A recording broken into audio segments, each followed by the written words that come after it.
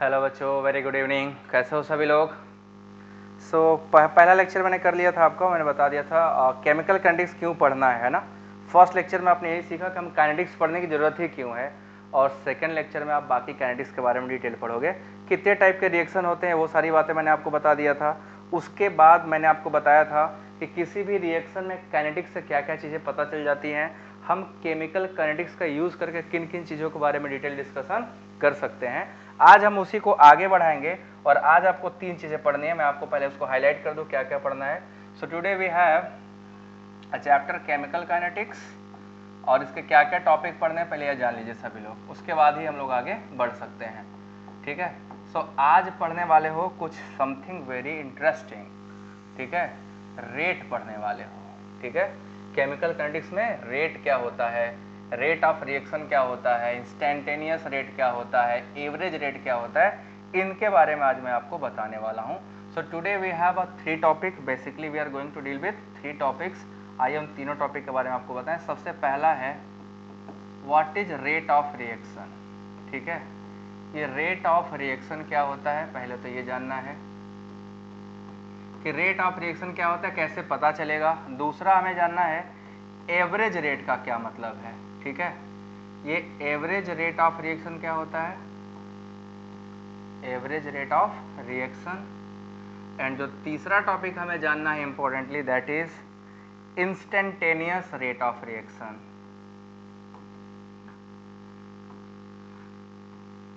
Instantaneous rate of reaction, इसमें कई सारे मैं आपको एग्जाम्पल दूंगा, आपको सभी एग्जाम्पल्स को सॉल्व भी करना है, क्योंकि हमें इस टॉपिक को समझने के लिए थोड़ा सा ज़्यादा मैथमेटिकल कॉन्सेप्ट लगेगा, थोड़ा मैथ लगेगा, बहुत ज़्यादा नहीं लगेगा। थोड़ी चीज़ें हैं जिसको आपको समझने के लिए प्रयास करना पड़ेगा। सो वन बाय वन चलो स्टार्ट करते हैं। सबसे पहले रेट ऑफ रिएक्शन क्या होता है। So let's begin with what is the matter of rate, है ना। रेट क्या होता है, जैसे रेट अगर सिंपल हम बात करें, आप मार्केट में कोई चीज़ के अंदर रेट बोलते हैं ना, कितने रुपए केजी, है ना, पर केजी कितना है, पर ग्राम कितना है, 100 ग्राम का कितना रुपए लगेगा, वो रेट होता है। रिएक्शन में वो रेट ऑफ रिएक्शन कहलाता है। तो रेट जो होता है वो होता है, रेट का मतलब ये है change in concentration of time, sorry, change in concentration of reactant और product with time is called rate. Reaction के लिए अप्लाई करोगे तो उसी को रेट ऑफ रिएक्शन बोलते हैं। जैसे मान लो हमने कोई चीज यूज किया, हमने एक रिएक्शन लिया ए और एक कन्वर्ट होता है बी प्रोडक्ट में। ठीक है, रिएक्टेंट हमारा ए है और ये किस में कन्वर्ट हो गया, प्रोडक्ट बी में। अब हमें देखना है, काइनेटिक्स से ही तो बताते ना कितना टाइम लगा। ठीक है, कितना टाइम लगा, ठीक, कितना टाइम लगा और इसका कॉन्सेंट्रेशन कितना से कितना चेंज हुआ, यही को हम लोग रेट कहने वाले हैं। तो basically we are going to deal with rate of reaction. ठीक है, रेट ऑफ रिएक्शन डील करने वाले हैं। तो किसी रिएक्शन में रेट का क्या इंपॉर्टेंस है और कैसे पता चलेगा कि रेट हाई है या रेट लो है। लो रेट होगा तो क्या फर्क पड़ेगा, हाई रेट होगा तो क्या फर्क पड़ेगा, वन बाय वन आपको बताने जा रहा हूं। देखो, जैसे मान लो हमने ए का 10 मोल लिया, सपोज कर लो हमने इसका कितना ले लिया, 10 मोल। ठीक है, अब 10 मोल हमने 4 स्टूडेंट को दिया, अलग अलग 4 अलग अलग स्टूडेंट दे रही अपना काम करें। किसी का ये रिएक्शन 10 मोल से ये 10 मोल कन्वर्ट होता है, किसी का 10 से 10 मोल कन्वर्ट होने में 2 मिनट लगेगा, है ना, किसी का 4 मिनट लगेगा, किसी का 6 मिनट लगेगा, किसी का 10 मिनट लगेगा। मतलब टाइम अलग अलग स्टूडेंट का अलग अलग हो सकता है। आपने प्रैक्टिकल किया था, आप सबने देखा एक ही प्रैक्टिकल में सबके अलग अलग पॉइंट आते थे ना, अलग अलग पॉइंट आते थे, किसी का 10.2 आता था, किसी का 7.2 आता था, किसी का 11.2 आता था। तो हो सकता है एक ही रिएक्शन अलग अलग लोग करें तो अलग अलग टाइम पे कंप्लीट हो। रेट क्या होता है, यहां से यहां जो कॉन्सेंट्रेशन चेंज हो रहा है, किसी रिएक्टेंट का कॉन्सेंट्रेशन चेंज होना या किसी प्रोडक्ट का कॉन्सेंट्रेशन चेंज होना, समय के साथ वही रेट कहलाता है। टाइम के साथ जो कॉन्सेंट्रेशन ऑफ रिएक्टेंट है या जो कॉन्सेंट्रेशन ऑफ प्रोडक्ट है वो चेंज होता है, उसी को हम क्या बोलते हैं, रेट। तो rate of reaction is defined as the change in concentration of reactant और product with respect to time. समय के साथ रिएक्टेंट या प्रोडक्ट के कॉन्सेंट्रेशन में जो चेंजेस आते हैं वही रेट कहलाता है। अब देखो चेंजेस कैसे आते हैं, ध्यान से देखिएगा। रिएक्टेंट समय के साथ क्या होगा, घटेगा।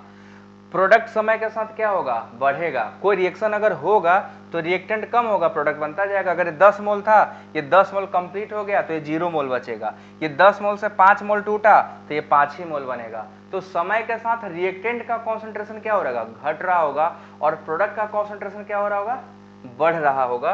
तो हम यहाँ पे सिंपल डिफिनेशन एकदम आसानी से दे सकते हैं। आओ मैं आप पहले डिफाइन कर दूं इसको कि हम रेट किसको कह रहे हैं, ठीक है ना। वक्त के साथ जो बदलाव होता है वो रेट है। आप में भी आया होगा, समय के साथ आप लोग भी बदले होंगे। तो rate is nothing the change in concentration of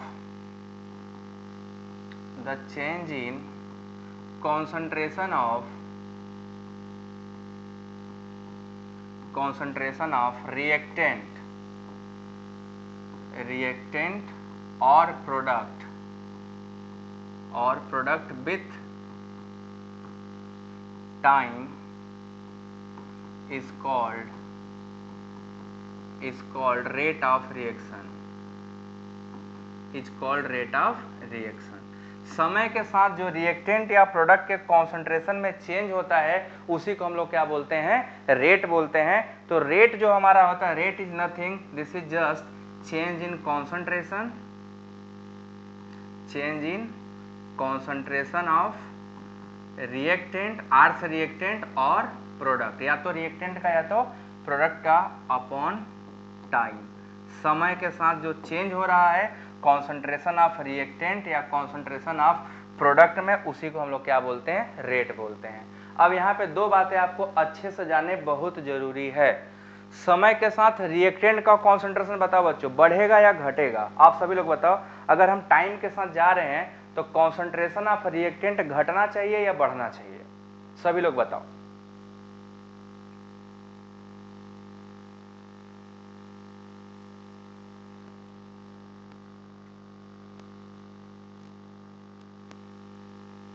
समय के साथ क्या होगा, रिएक्टेंट का कॉन्सेंट्रेशन क्या होगा, घटेगा या बढ़ेगा? प्रोडक्ट का कॉन्सेंट्रेशन क्या होगा, घटेगा या बढ़ेगा? किसी में क्या चेंजेस आएंगे?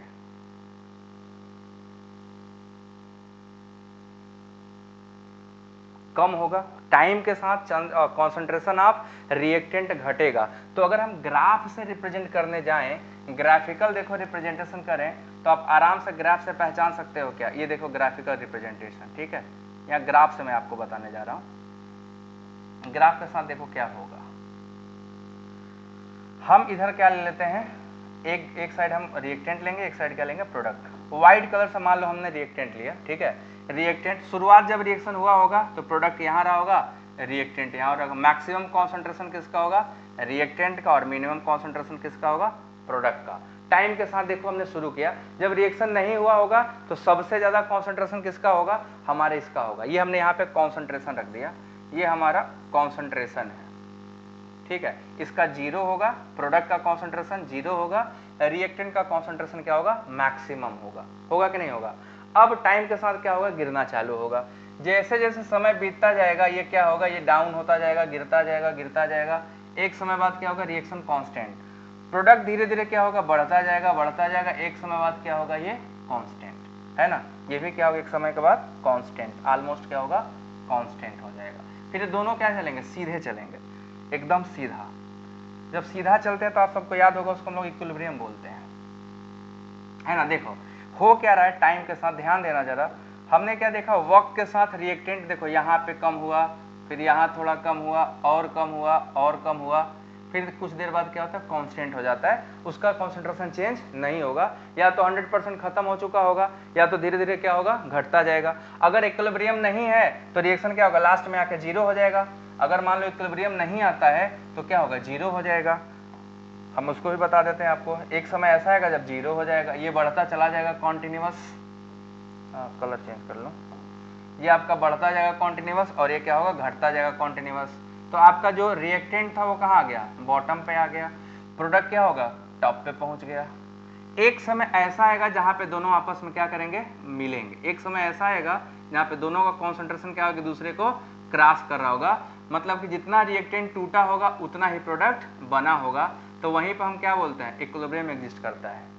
याद है ना, इक्विलिब्रियम कहाँ एग्जिस्ट करता है, जहां पे जितने दोनों बराबर हो जाए, दोनों को कॉन्सेंट्रेशन क्या हो जाए, बराबर हो जाए। तो समय के साथ देखो, एक कॉन्सेंट्रेशन का जो लाइन था वो डिक्रीज होता जा रहा है। यहाँ पे मैक्स था और यहाँ पे क्या था, मिनिमम था। ठीक है, ये मान लो टाइम है, इधर क्या होगा हमारा, टाइम होगा। तो टाइम के साथ क्या देखते जा रहे हैं, समय के साथ रिएक्टेंट कम होता जा रहा है और प्रोडक्ट क्या होता जा रहा है, बढ़ता जा रहा है। तो अलग अलग टाइम पे हम क्या करेंगे, अलग अलग रेट निकाल सकते हैं। So we only find here कि समय के साथ रिएक्टेंट का कॉन्सेंट्रेशन बढ़ रहा था, ये प्रोडक्ट का कॉन्सेंट्रेशन बढ़ रहा था और रिएक्टेंट का कॉन्सेंट्रेशन क्या हो रहा था, घट रहा था। ये हमारा क्या था, रिएक्टेंट।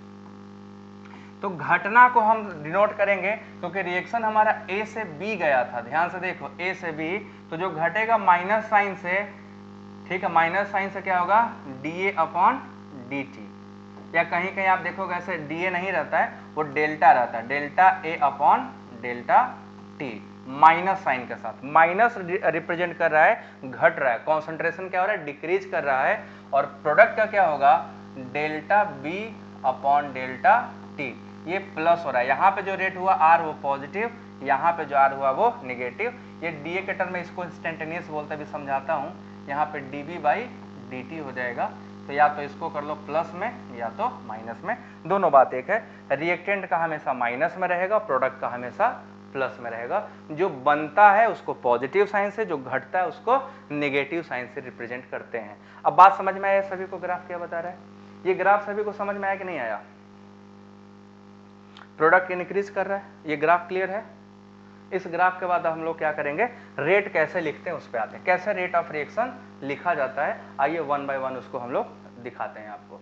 ये ग्राफ बोलो समझ में आया, कैसे रिएक्टेंट घटता जाएगा, कैसे प्रोडक्ट बढ़ता जाएगा। एक समय के बाद पूरा रिएक्टेंट जीरो हो जाएगा, एक समय के बाद पूरा प्रोडक्ट बन जाएगा। जब 100% रिएक्शन कंप्लीट हो जाएगा, जब 100% रिएक्शन कंप्लीट होगा तो रिएक्टेंट पीछे क्या रहेगा, 0%, प्रोडक्ट क्या रहेगा 100%। क्लियर है ना। तो चलो रेट कैसे लिखते हैं, ठीक है ना। रेट ऑफ रिएक्शन लिखा कैसे जाता है वो देखो, रेट ऑफ रिएक्शन। अब रिएक्शन में हमारे पास दो चीजें हैं, रिएक्टेंट भी है और प्रोडक्ट भी है। तो अगर हम बात करें rate of reactant, rate of reactant, तो बताइए रेट ऑफ रिएक्टेंट के लिए आप साइन क्या लगाओगे, निगेटिव, ठीक है ना। अब यहाँ पे पहले एक चीज कर लो, R for rate, R for reactant equal to minus delta A by delta T. ये आपका एवरेज है, जब डेल्टा लिखते हैं तो एवरेज बोलते हैं, या तो अगर इंस्टेंटेनियस लिखना होगा तो minus D A by D T. ये आपका होता है D A D T instantaneous होता है। अभी वो भी लिखवाता हूँ, एवरेज और इंस्टेंटेनियस में क्या डिफरेंस है अभी डिटेल में लिखवाऊंगा, ठीक है। और अगर यही हम रेट ऑफ प्रोडक्ट का लिखें बच्चों, तो रेट ऑफ प्रोडक्ट क्या हो जाएगा, rate of product is equal to plus delta B by delta T, या तो लिख सकते हैं plus D B by D T, क्योंकि हमने रिएक्शन क्या लिया था, ए से बी लिया था। बात समझ में आया ना। ये रेट लिखोगे सभी लोग, एकदम ऐसा ही लिखा जाएगा। अब इसमें एक नोट, इंपॉर्टेंट पॉइंट नोट है, ठीक है, नोट। अगर किसी रिएक्शन में कोई कोफिशिएंट लगा हो, जैसे 2, 3, 1 का तो कोई मतलब नहीं है, तो जो भी कोफिशिएंट लगा होगा वो 1 अपान हो जाएगा। बस ये याद रखना, रेट लिखते समय बहुत काम आएगा। जो भी रेट लिखा होगा 1 अपॉन में हो जाएगा। तो नोट हम लोग ये लिखने वाले हैं कि अगर कोई रिएक्शन में कोफिशिएंट है या स्टाइकियोमेट्रिक कोफिशिएंट है, दैट शुड बी डिवाइडेड, ठीक है ना। Note, if any stoichiometric coefficient होगा coefficient, then it is written as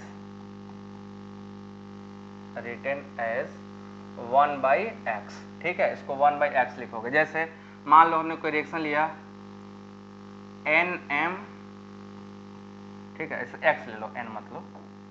यहाँ पे हमने लिया कोई रिएक्शन है जहाँ पे XM प्लस YN रिएक्शन करते हैं और बनाते हैं MN, ठीक है, MN बनाते हैं। तो इसका जब हम रेट लिखेंगे तो देखो क्या लिखा जाएगा, -1 अपान x delta M by delta T फिर यहाँ पे क्या हो जाएगा -1/y delta n upon delta t, ठीक। और इसके लिए क्या लिखेंगे, क्योंकि यहाँ पे कोई कोफिशिएंट है नहीं, तो सिंपल क्या लिखिएगा plus delta mn upon delta t। तो जो भी स्टाइकियोमेट्रिक कोफिशिएंट होगा वो क्या हो जाएगा, डिवाइड हो जाएगा। तो इसको ध्यान से डिवाइड करना, भूलना नहीं है, पता चला भूल गए तो सब कहानी खत्म, है ना। फिर पूरा आपका रेट क्या होगा, गलत हो जाएगा। गलती से भूले तो सही में आपको गलत आंसर मिलेगा।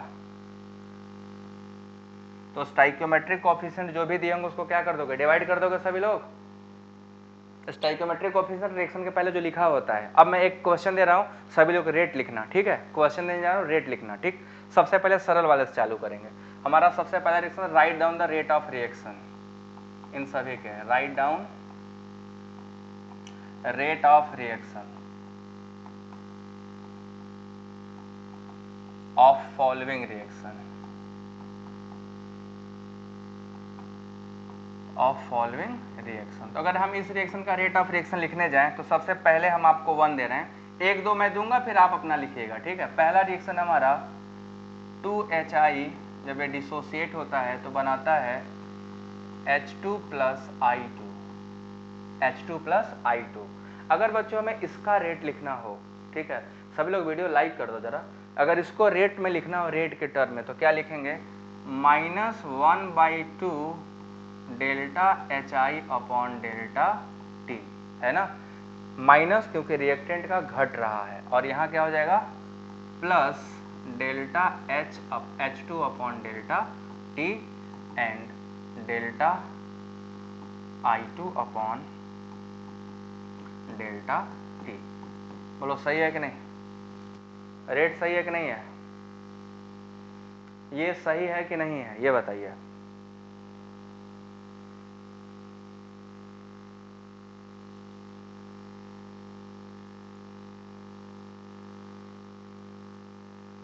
ये सभी क्लियर हुआ, सभी लोग वीडियो लाइक कर दो, जल्दी से लाइक कर दो। जो नए बच्चे हैं वो चैनल को सब्सक्राइब कर लें, और जो पुराने बच्चे वीडियो को लाइक करके एक बार जल्दी से बच्चों शेयर कर दो, ताकि जो दोस्त आपके नहीं ज्वाइन कर पाए हैं वो सभी ज्वाइन करके बाद में देख लें, अभी नहीं बाद में सही, ठीक है। ये आ गया ना, ये करेक्ट है। एक आपके लिए दे रहा हूँ, सभी लोग लिखोगे क्या, ये है आपका N2 plus 3H2 it is going and form 2NH3। अगर इसके लिए आपको रेट ऑफ रिएक्शन लिखना हो तो क्या लिखोगे, कॉपी में लिखो और टेलीग्राम पे भेज देना, ठीक है, टेलीग्राम पे लगा के भेज देना, पहला। दूसरा रिएक्शन है आपका यहाँ पे N2O5, 2 molecule of N2O5 dissociate होता है तो बनाता है N2O4 प्लस O2 मॉलिक्यूल, इसका रेट भी लिखना है। तीसरा मॉलिक्यूल है SO2 plus O2 equal to SO3, ठीक है। तो यहाँ पे 2, यहाँ पे भी 2। अब इसका सबका आप अपने कॉपी में रेट अपने से लिखिएगा, ठीक है, और लिख के टेलीग्राम पे सेट कर दीजिएगा। तो ये था रेट। रेट किसी भी रिएक्शन का दिया जाएगा, सभी लोग छाप दोगे ना। किसी भी रिएक्शन का अगर रेट दिया जाएगा सब लोग लिख लोगे कि नहीं लिख लोगे, चलो जल्दी से बताओ, क्या समझाना है। वीडियो पीछे जाके देखिएगा, समझ में आ जाएगा, ठीक है ना।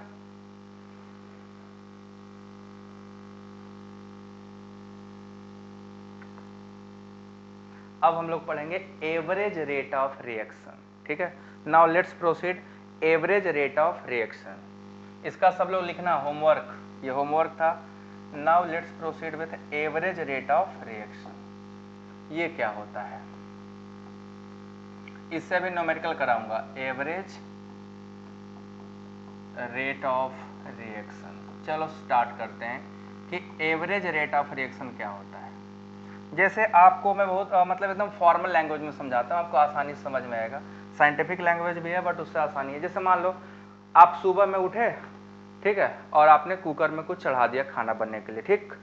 जब आपने स्टार्ट किया, मान लो अपने टाइम देख लिया 7 बजे, आपने कुकर चढ़ा दिया, आप गए आराम से नहा धोवा के, फिर आप अगली बार 7:30 बजे कुकर को उतार लेते हो, ठीक है। अब आपने क्या किया, 2 टाइम इंटरवल पे 7 पे शुरू किया T1, 7:30 पे उतार दिया T2, इसके बीच में जो रिएक्टेंट और कॉन्सेंट्रेशन ऑफ प्रोडक्ट चेंज हुआ होगा उसे बोलते हैं एवरेज रेट, ठीक है ना। एवरेज रेट क्या होता है, दो डिफरेंट टाइम इंटरवल पे जो कॉन्सेंट्रेशन चेंज मेजर किया जाता है उसे हम लोग कहते हैं एवरेज रेट। तो एवरेज रेट कुछ नहीं है, the change in concentration when measure at two different time interval. आपको पता हो कि आधे घंटे के गैप पे चेक करना है, 2 घंटे के गैप पे चेक करना है, 10 घंटे के गैप पे चेक करना है, किस जगह पे चेंज करना है, दैट इज कॉल्ड एवरेज। हमने आधे घंटे का एवरेज लिया, ठीक है।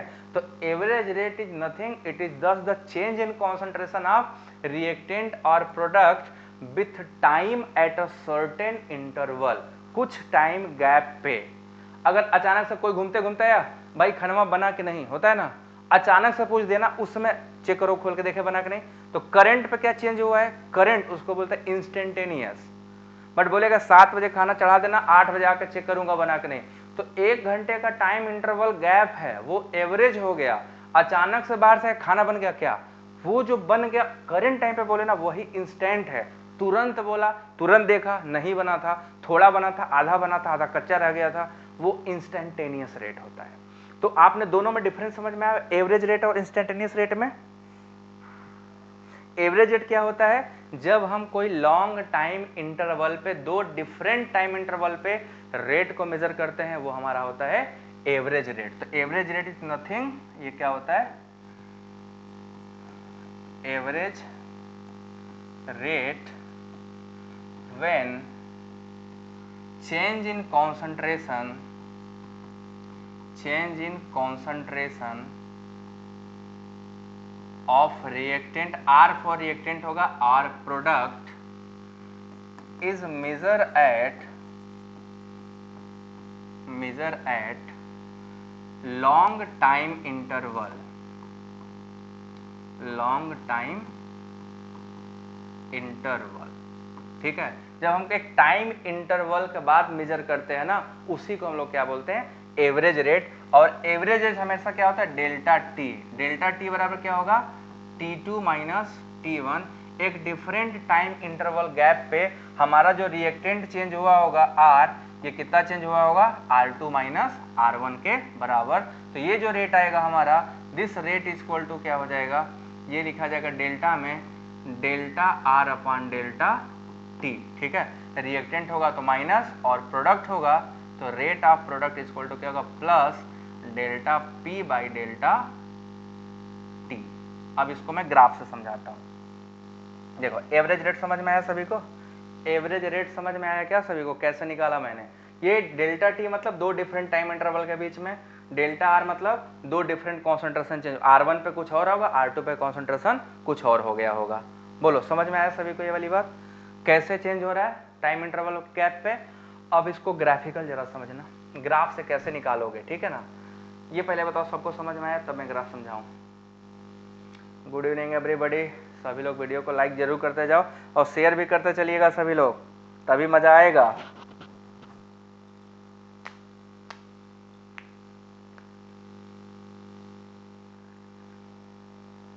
आया क्या, ठीक है। तो अगला देखो क्या है, ग्राफ से जरा समझो, ग्राफ से आपको दिखाता हूं, एकदम दिखेगा चेंज हो रहा है, ठीक है। ये हमारा ग्राफ है, सपोज कर लो ये हमारा ग्राफ है, यही जो अभी बनाते हैं रिएक्टेंट और प्रोडक्ट वाला, वही ग्राफ लेंगे, ठीक है। ये रिएक्टेंट और प्रोडक्ट वाला ग्राफ हो गया। हमने क्या देखा, हमने कुछ नहीं देखा ना, हमने क्या देखा, अभी दिखाते हैं क्या देखा, ठीक। अब देखो कैसे देखा, हमने देखा कि यहाँ से रिएक्टेंट गिरना चालू हुआ, गिरना चालू हुआ, गिरना चालू हुआ, गिरते गिरते यहाँ आ गया। फिर हम देखा कि यहाँ प्रोडक्ट उठना चालू हुआ, उठते उठते उठते उठते यहाँ पे आ गया। अब एक समय मान लो कि यहाँ पे एक टाइम था, हमने किसी को टाइम दिया था कि भैया आधे घंटे पे आना T1, और कुछ देर बाद यहाँ क्या हो जाएगा T2, इधर क्या होगा time T3, different time interval पे। मतलब कि जब T1 पे थे तो कुछ चेंज रहा होगा, है ना। T1 टाइम पे कॉन्सेंट्रेशन जरा देखो, यहाँ से टाइम अगर T1 लेंगे तो हमारा जो रिएक्टेंट था वो यहाँ था, कॉन्सेंट्रेशन ये हो रहा होगा, है ना। फिर टाइम T2 ले लिए तो टाइम T2 पे अगर हम रिएक्टेंट का कॉन्सेंट्रेशन देखेंगे तो रिएक्टेंट का कॉन्सेंट्रेशन देखो ये बच गया, ये देखो यहाँ से, यही है ना। हमने क्या लिया है, कॉन्सेंट्रेशन इधर लिया है, कॉन्सेंट्रेशन ये लिया है, यहाँ पे मैक्सिमम कॉन्सेंट्रेशन था रिएक्टेंट का, यहाँ पे मिनिमम कॉन्सेंट्रेशन था प्रोडक्ट का। अब यहाँ पे मिनिमम कॉन्सेंट्रेशन हो गया रिएक्टेंट का, यहाँ मैक्सिमम कॉन्सेंट्रेशन हो गया प्रोडक्ट का। अब बेटा ध्यान से देखो, यहाँ पे आपको एक चीज दिखाई दे रहा होगा कि जब टाइम t1 था तो रिएक्शन कम कंप्लीट हुआ था, तो ये देखो ये ग्राफ यहाँ से यहाँ तक है ना, ये चेंज इन कॉन्सेंट्रेशन था एट टाइम t1। और टाइम t2 पे क्या हो गया, कॉन्सेंट्रेशन चेंज यहाँ से यहाँ आ गया। मतलब कि अगर हम मान लें कि हमारा जो कॉन्सेंट्रेशन था यहाँ पे, ये हमारा जो कॉन्सेंट्रेशन इस टाइम पे था, ये मान लो हमारा C1 था, ये C1 था, ये क्या बचा होगा C2 कॉन्सेंट्रेशन। तो कितना चेंज हो गया कॉन्सेंट्रेशन में, C2 माइनस C1, और टाइम में T2 माइनस T1। तो T2 टाइम पे कॉन्सेंट्रेशन और कम हो गया, T1 टाइम पे कॉन्सेंट्रेशन थोड़ा कम हुआ था, और जब ये T0 था तो कॉन्सेंट्रेशन क्या था, मैक्सिमम था। तो अगर हम पूछ ले यहाँ पे कि T1 बराबर मान लो 10 मिनट था, T2 बराबर 20 मिनट था, T1 बराबर 0 मिनट था, तो 10 मिनट बाद कॉन्सेंट्रेशन कितना हो जाएगा, तो हम क्या निकालेंगे, डेल्टा आर, कहाँ गया delta R upon delta T, है ना। तो डेल्टा आर में कॉन्सेंट्रेशन क्या हो जाएगा, C2 माइनस C1 अपॉन नीचे क्या हो जाएगा T2 माइनस T1। आप यहां से तुरंत पता लगाओगे कॉन्सेंट्रेशन कितना चेंज हुआ। T1 टाइम है, हाँ ये T1 है, ठीक है, T1 है, T1। बात समझ में आया। वक्त के साथ कॉन्सेंट्रेशन क्या हो रहा है, जितना दिन टाइम बीतता जाएगा कॉन्सेंट्रेशन उतना घटता जाएगा। अब एक न्यूमेरिकल लगाते हैं। ये ग्राफ समझ में आया सभी को, ये ग्राफ समझ में आया। C0 C1, और ये गलत लिख दिया, C1 यहाँ रहेगा, C0 यहाँ है ना, C0 यहाँ था, C0 C1, फिर ये C2, फिर C3 C4 ऐसे बढ़ता जाएगा। C4 सबसे हाईएस्ट कॉन्सेंट्रेशन मान लो, तो C0 C1 C2 C3 concentration change reactant का होता जा रहा है। तो ज्यादा में से हमेशा कम घटाएंगे नहीं तो नेगेटिव वैल्यू आ जाएगा।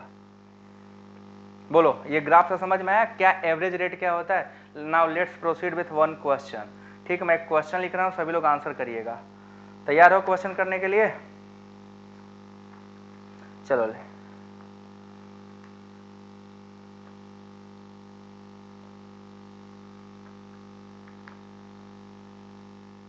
अगर इसका यूनिट पूछा जाए आपसे तो बताइए यूनिट क्या बताओगे, यूनिट जरा बताइए तो। रेट ऑफ रिएक्शन का यूनिट क्या होगा, यूनिट, उसके बाद क्वेश्चन करेंगे।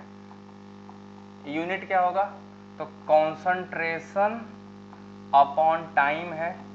कॉन्सेंट्रेशन क्या होता है बच्चों, मोल पर लीटर, मोल पर litre into time.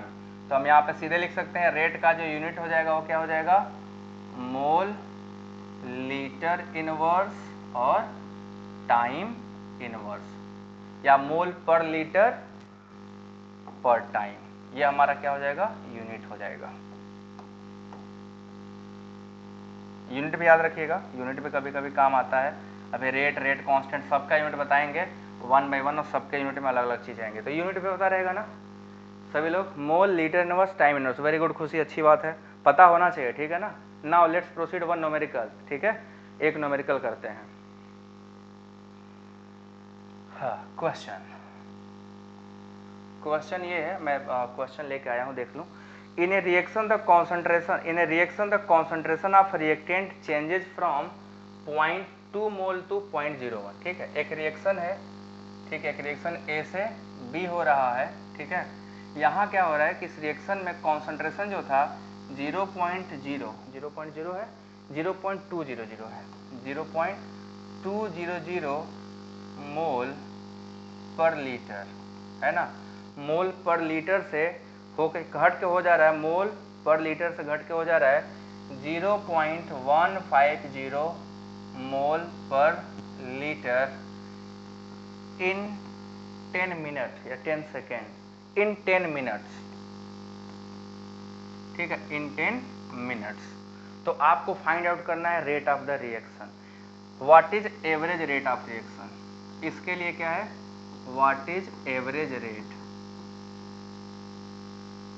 Average rate of reaction. इस रिएक्शन का एवरेज रेट ऑफ रिएक्शन कितना होगा ये आपको बताना। मैंने पूरा नहीं लिखा, बस डेटा दे दिया कि पहले कॉन्सेंट्रेशन इतना था, अब चेंज होगा कॉन्सेंट्रेशन इतना हो गया, कितने टाइम में? 10 मिनट में। तो एवरेज रेट क्या होगा सभी लोग बताइए, कैलकुलेट करके बताइए एवरेज रेट कितना हो जाएगा।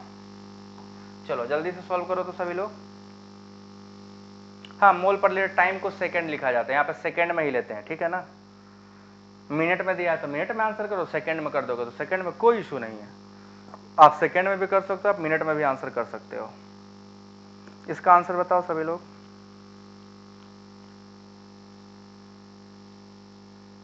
किसका कितना आंसर आ रहा है? 0.5। 0.5 क्या? यूनिट बताना पड़ेगा, ऐसा नहीं चलेगा। 0.50 से काम नहीं होगा। 0.5 क्या?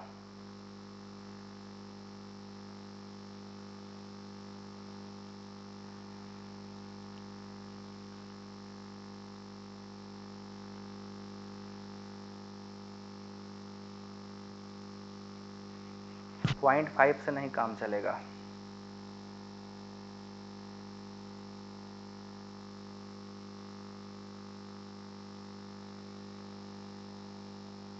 देखो करना क्या है, आपका कंसंट्रेशन ये C1 है, ये आपका C2 है, ठीक है। टाइम 10 मिनट दिया है, तो आपका C1 क्या करना, सीधे rate delta A upon delta T यही निकालना है। तो कंसंट्रेशन चेंज कितना हो गया? कंसंट्रेशन चेंज कितना हो गया हमारा? 0.15। तो हम सीधे लिखेंगे क्या? माइनस से नेगेटिव में रहेगा क्योंकि रिएक्टेंट घट रहा है, कंसंट्रेशन रिएक्टेंट का कम हुआ, 0.2 से 0.15 बच गया है ना। तो हमें क्या लिखना है? Minus 0.150 minus 0.200 upon 10। टाइम कितना हुआ? 10 मिनट का। ऑलरेडी टाइम चेंज 10 मिनट दिया हुआ है, तो टाइम चेंज 10 मिनट है। अब इसमें करना क्या, घटाओ इसको घटाइएगा तो आएगा 0.005 आएगा ना, 005 अपॉन 10। देखो यही आ रहा है 0.005 अपॉन 10, 005 नहीं 05। इसको घटाइएगा तो आएगा 0.050। 10 से डिवाइड कर दोगे तो फिर कितना आ जाएगा? ये 0.0050 मोल पर लीटर सेकेंड, ये आपका आंसर आता है। 0.5 मोल नहीं, 0.5 कैसे आएगा? निगेटिव हमेशा फाइनल माइनस इनिशियल करोगे ना, C1 माइनस C2। इनिशियल में इतना था बट रिएक्शन के बाद इतना हो गया है ना। इनिशियल में 0.20 था और फाइनल कितना हो गया? C1.2। तो फाइनल माइनस इनिशियल, क्योंकि रिएक्टेंट का ए का चेंज हुआ तो माइनस साइन लगेगा, ठीक है, नेगेटिव साइन लगेगा। तो जो आंसर हुआ आपका क्या हुआ? 0.005 मोल पर लीटर पर सेकेंड, पर लीटर पर सेकेंड। बात समझ में आया कैसे किया? हमेशा आप C2 माइनस, एवरेज में हमेशा ज्यादा वाले को कम वाले करते हैं ना, C2 minus final minus initial. Delta क्या है? एवरेज में फाइनल माइनस इनिशियल है।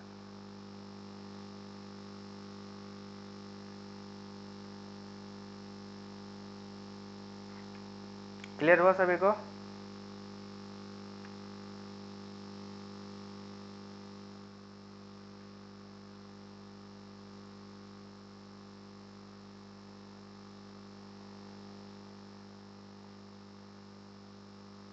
अब एक और क्वेश्चन दे करोगे?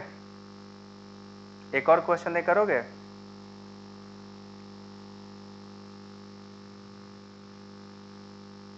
चलो एक क्वेश्चन और करा जाए, रेट पे ही है, ठीक है। क्वेश्चन है एक और क्वेश्चन, मैं लिख देता हूं, सभी लोग रेडी रहो, फिर इसको सॉल्व करना, ठीक। हमारा क्वेश्चन है in decomposition of N2O5, decomposition of, इसको सब लोग लगा के मुझे कल दिखाना, मैं इसका कल सोल्यूशन बताऊंगा। डिकम्पोजिशन ऑफ N2O5 देखो कैसे होता है।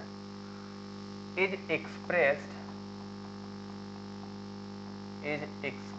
एज, देख लो कैसे एक्सप्रेस किया गया। ये किया गया N2O5 टूटता है तो बनाता है N2O4 plus O2, N2O4 plus O2, ये 2 हो गया और ये आधा, हाफ O2, ठीक है। कितना निकला है? हाफ O2 HO2, ये निकला आपका हाफ O2। ऐसे डिकम्पोजिशन होता है।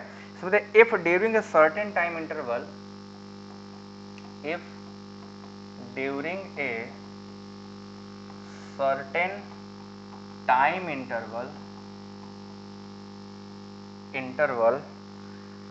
the rate of decomposition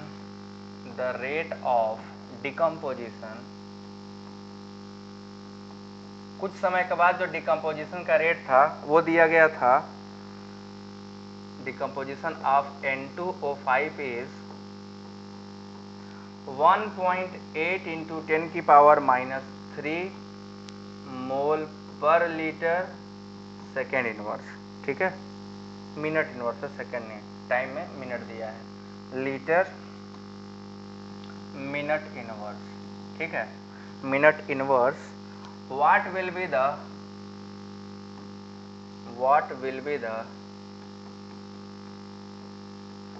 the rate of formation of NO2 and O2 during same interval, during same time interval, यहाँ इसको करेक्ट कर लेना है, NO2 है ये, ठीक है, NO2 है, दिस इज 2NO2। दिया है कि एक रिएक्शन, देखो ध्यान से इस रिएक्शन को पूरा अच्छे से पढ़ो, इसने दिया है कि इस रिएक्शन को होने के लिए जो हमारा ये रिएक्शन है, ये रिएक्शन होने में हमारा जो रेट है वो कितना है, 1.8 इंटू 10⁻³ मोल पर लीटर, इसके फॉर्मेशन का है, ठीक, इसके डिकम्पोजिशन का, ये क्या हो रहा है, डिकम्पोज।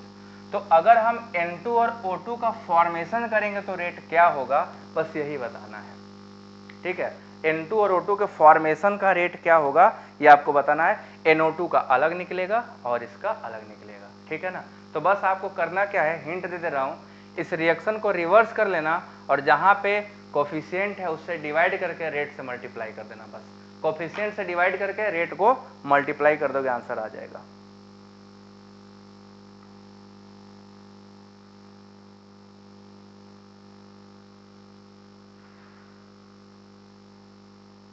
इसको सभी लोग लगाइएगा, ठीक है, ये क्वेश्चन आपके लिए मैं छोड़ दिया, कल इसको मैं डिस्कस कर दूंगा। आज की सभा यहीं संपन्न होती है, कल फिर मुलाकात होगी।